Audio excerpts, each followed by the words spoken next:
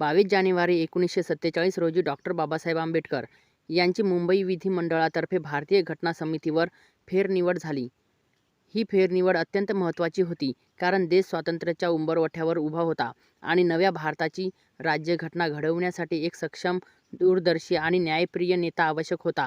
घटना समितीचे काम भारताच्या भविष्यातील सामाजिक, राजकीय आणि कायदेशीर चौकटीची निर्मिती करणे होते. अशा ऐतिहासिक जबाबदारीसाठी बाबासाहेबांइतका योग्य व्यक्ती दुसरा कोणी असू शकत नव्हता. त्यांचे कायदेविषयक ज्ञान, सामाजिक समता आणि मानवमूल्यांविषयीची बांधिलकी यामुळे त्यांचे योगदान अनन्यसाधारण ठरते. या फेरनिवडीमुळे बाबासाहेबांना नव्या भारताला दिशा देण्याची संधी मिळाली. ते केवळ कायदेतज्ज्ञ नव्हते, तर समाजातील पीडित, वंचित आणि दुर्लक्षित घटकांचे खरे प्रतिनिधी होते. घटना समितीच्या प्रक्रियेत त्यांनी समानता, स्वातंत्र्य, बंधुता आणि सामाजिक न्याय हे मूल्य अत्यंत बळकटपणे अधोरेखित केले.